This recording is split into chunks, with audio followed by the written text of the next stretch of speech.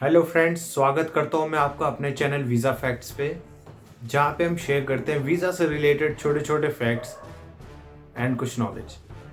आज इस वीडियो में मैं बात करने वाला हूं दिल्ली में होने वाली खुदाई के रहस्य के बारे में। गाइस, आते जाते आप सब ने इंडिया गेट पे देखा होगा, काफ़ी बड़ा कंस्ट्रक्शन चल रहा है। हालांकि दिल्ली के अंदर पॉल्यूशन की कोई कमी नहीं है, लेकिन ये एक नया कंस्ट्रक्शन और स्टार्ट हो चुका है इंडिया गेट पे। गाइस, उससे भी पहले मैं बात करना चाहूँगा इंडिया गेट को लेके आपके दिल में क्या अहमियत है। अगर आप मेरी बात करते हो तो मेरे लिए इंडिया गेट दिल्ली का लैंडमार्क है। गाइस, मेरे जब भी रिश्तेदार आए, उन्होंने आने से पहले या आते ही सबसे पहले बोला, गाइस इंडिया गेट जरूर दिखाना। सो गाइस, इंडिया गेट मेरे लिए बहुत ही स्पेशल रहा है। मेरे बचपन के टाइम पे मेरे मम्मी पापा मुझे वहाँ घुमाने लेके जाते थे। रात के टाइम पे वो पिकनिक के लिए लेके जाते थे। संडे का दिन मोस्टली हमारा इंडिया गेट ही जाता था, क्योंकि काफ़ी खुला स्पेस था वहाँ पे, जो अब नहीं रहा है। आपने देखा होगा कंस्ट्रक्शन चल रही है। और अब मैं बताना चाहूँगा इंडिया गेट के बारे में। गाइस, थोड़ा सा इसका हिस्ट्री में आपको हल्का सा बता देता हूँ, छोटा सा। इंडिया गेट को पहले ऑल इंडिया वॉर मेमोरियल कहा जाता था, और इसका निर्माण ब्रिटिशों के द्वारा किया गया था हमारी आज़ादी से पहले। फर्स्ट वर्ल्ड वॉर 1914 में स्टार्ट हुई थी और 1918 में ख़त्म हुई थी, और 1919 में थर्ड एंग्लो अफगान वॉर ख़त्म हुआ था। वहाँ पे जो हमारे जितने भी शहीद हुए थे गाइस, उनको ट्रिब्यूट देते हुए इस ऑल इंडिया वॉर मेमोरियल की स्थापना की गई थी।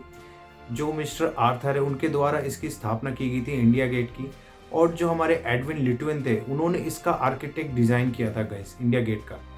इसकी स्थापना 1921 में स्टार्ट हो गई थी, और जो इसको कंप्लीट किया गया था गाइस, वो 1931 में ही इंडिया गेट हमारा बन के तैयार हो गया था। इंडिया गेट की हाइट 42 मीटर्स है गाइस।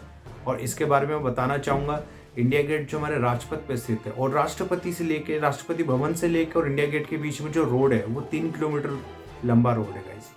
अब मैं आने वाले टाइम पे आपको और भी एक अच्छी बात बताना चाहता हूँ, कि जो इंडिया गेट है गाइस, इसके अंदर 13,000 से ज़्यादा जो सोल्जर्स शहीद हुए थे, उनके नाम है। इसके अंदर यूके के सोल्जर्स भी थे। यहाँ पे हम अमर जवान ज्योति भी देख सकते हैं, जिसके बारे में मैं आने वाले टाइम पे बताऊंगा अभी आपको। अब हम बात करते हैं गाइस सेंट्रल विस्टा प्रोजेक्ट के बारे में। सेंट्रल विस्टा प्रोजेक्ट क्या है, उससे पहले मैं बताना चाहूँगा कि भारत विश्व का सबसे बड़ा लोकतंत्र है, और इस लोकतंत्र का जो हमारा मंदिर है, वो हमारी संसद भवन है। हमारी संसद भवन में हमारे भारत के सभी मुद्दों के ऊपर चर्चा होती है। हमारे सारे एमपीज वहीं पर ही आते हैं। अब मैं बताना चाहूँगा, जो हमारी संसद भवन है, वो 100 साल पहले बनाई गई थी गाइस। अब इसके अंदर जो सीटिंग कैपेसिटी है, वो काफ़ी लिमिटेड है, इसको बढ़ाया नहीं जा सकता। इसका जो इंफ्रास्ट्रक्चर है, उसके अंदर भी काफ़ी बदलाव अब मुमकिन नहीं है। हालांकि टाइम टू टाइम इसके अंदर काफ़ी रेनोवेशन और काफ़ी चीज़ें रिपेयर की गई है। इसी तर्ज पे गाइज, अब नई संसद भवन की रिक्वायरमेंट यहाँ पर आ जाती है, और यहाँ पे रोल आता है सेंट्रल विस्टा प्रोजेक्ट का। सेंट्रल विस्टा प्रोजेक्ट के अंदर जो हमारी नई संसद भवन बनने वाली है, ये त्रिभुजा आकार की होगी, यानी कि ट्रायंगुलर शेप की होगी। इसका जो एस्टिमेट वैल्यू है, वो 971 करोड़ रखा गया है गाइस। और मैं बताना चाहूँगा, जो हमारी नई संसद भवन होगी, इसको आने वाले 150 साल के तर्ज पर बनाया जाएगा गाइस। अब मैं बताना चाहूँगा, ये भूकंप निरोधी होगी, जेट प्लस सिक्योरिटी इसके अंदर होगी, ये इको फ्रेंडली होगी, जहाँ पे कम से कम 30% बिजली की बचत हो जाएगी गाइस। अब मैं बताना चाहूँगा सीट्स की कैपेसिटी गाइस। लोकसभा के लिए 888 सीट, राज्यसभा के लिए 384 सीट्स यहाँ पे अवेलेबल होगी। बात करना चाहूँगा और फैसिलिटीज़ की, संविधान हॉल, भोजनालय, समिति कक्ष, पुस्तकालय की फैसिलिटीज़ यहाँ पे आपको मिलेगी। अब मैं बात करना चाहूँगा गाइस, सेंट्रल विस्टा प्रोजेक्ट में और क्या क्या आता है। नई संसद भवन के अलावा यहाँ पे जो इंडिया गेट से लेके राष्ट्रपति भवन तक का जो 3 किलोमीटर का जो रोड है, और उसके दोनों साइड का जो एरिया है, और जितने भी वहाँ पे मिनिस्ट्रीज आती है, वो सारी सेंट्रल विस्टा प्रोजेक्ट के अंदर आएगी। सेंट्रल विस्टा प्रोजेक्ट के अंदर सेंट्रल सेक्रेटरीट आर्काइव और भी कई ढेर सारे म्यूजियम्स। और मैं बात करना चाहूँगा स्पेशली जो हमारे प्रधानमंत्री है, उनका आवास, उनका कार्यालय यहीं पर ही बनाया जाएगा गाइज। सबसे अच्छी बात यह है कि यहाँ पे मेट्रो की भी फैसिलिटी अवेलेबल कराई जाएगी, जो डायरेक्ट कनेक्ट होगी फरीदाबाद, नोएडा और गुड़गांव। और एक बात इसके अंदर ये है, यहाँ पे टनल बनाई जा रही है गाइज। जो मेट्रो स्टेशन से जो टनल होंगी, वो उनके जितने भी मिनिस्ट्री हैं, जितने भी ऑफिसेज होंगे, वहाँ से कनेक्ट होगी, और शटल के द्वारा जितने भी सरकारी कर्मचारी, जितने भी सरकारी अफसर हैं, वो अंदर ही अंदर टनल के शटल के थ्रू टनल से अपने ऑफिस जा सकेंगे गाइज। टाइम की इसमें काफ़ी बचत भी होगी, और जो जितने भी भारत सरकार के सारे मंत्रालय वो एक ही जगह इकट्ठे हो जाएंगे। इससे कार्यकुशलता काफ़ी बढ़ेगी, काफ़ी उत्तम कार्यकुशलता हो सकती है गाइज, प्रोडक्टिविटी काफ़ी बढ़ेगी। ये सेंट्रल विस्टा प्रोजेक्ट जो है, वो 2000 करोड़ का एस्टिमेट वैल्यू है इसका।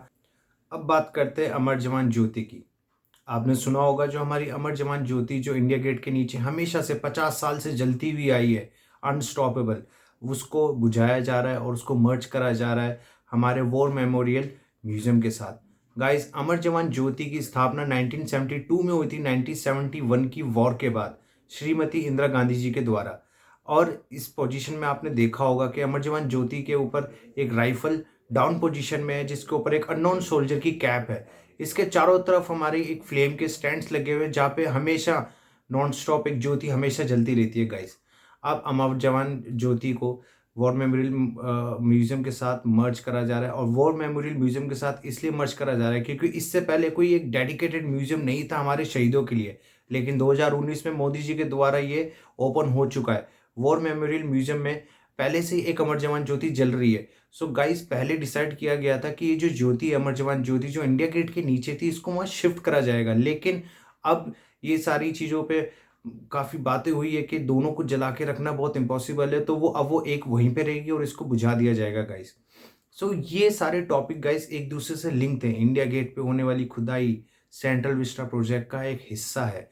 सेंट्रल विस्टा प्रोजेक्ट का एस्टिमेट, जिसका 2000 करोड़ है, वो इंडिया गेट से लेकर राष्ट्रपति भवन तक सब जगह नई नई डेवलपमेंट होगी। एक रीडेवलपमेंट प्रोग्राम है ये, और इसी कारण अमर जवान ज्योति को वहाँ से शिफ्ट किया गया है वॉर मेमोरियल म्यूजियम में। वॉर मेमोरियल म्यूजियम के बारे में मैं आपको बताना चाहूँगा कि स्वतंत्रता के बाद से जितने भी हमारे शहीद हुए हैं, उन सब के नाम वहाँ पर आज भी अमर हैं। और गलवान घाटी के अंदर जो भी हमारे शहीद हुए थे, उनके नाम वहाँ पे अमर हैं। और तो और जो भी हमारे काउंटर टेररिस्ट ऑपरेशन में जितने भी हमारे जवान शहीद हुए, उनके भी नाम वहाँ पे अमर हैं। सो वॉर मेमोरियल म्यूजियम की भी एक अपनी पहचान है, और वहाँ पे जो जलने वाली जो ज्योति है वो भी अमर जवान ज्योति के ही बराबर है। अब ये चीज़ों को मैंने आपके सामने रखा है, ये छोटे से फैक्ट्स थे जो कि मुझे काफ़ी टाइम से उत्सुकता की जानने की, और जानने के बाद आप सबको बताने की कि क्यों इस जगह पे ये सब खुदाई हो रही है। तो गाइस, ये Central Vista project redevelopment programme के अंतर्गत आता है, जिसको स्टार्ट किया था मोदी जी ने। और बात करूंगा मतलब हमारी एक गवर्नमेंट में, और इससे पहले सुप्रीम कोर्ट के अंदर भी 10 पेटिशन जा चुकी है, लेकिन अब सुप्रीम कोर्ट ने आदेश जारी कर दिया है इस रीडेवलपमेंट प्रोग्राम के लिए। सो गाइस, आने वाले टाइम पे मैं आपके साथ और भी ढेर सारे फैक्ट्स लाता रहूँगा। वीज़ा से रिलेटेड काफ़ी चीज़ें मैं लेके आने वाला हूँ गाइस। मेरा मकसद सिर्फ इस वीडियो को बनाने का ये है कि ये जो फैक्ट्स है वो मैं आपके सामने ला सकूँ। और इस चैनल को बनाने का मेरा उद्देश्य सिर्फ यही है कि जो वीज़ा प्रोसेस है, जो काफ़ी कॉम्प्लिकेटेड बना दिया जाता है कुछ लोगों के द्वारा, मैं उसको बहुत ईजी और स्मूथ बना सकूँ। इसलिए मैं आपके पास आया हूँ, ताकि आप घर बैठे अपना वीज़ा एप्लीकेशन को प्रिपेयर कर सके और इसको ईजी अप्लाई कर सके। सो गाइस, जल्दी मिलेंगे नेक्स्ट वीडियो में। You have a wonderful day.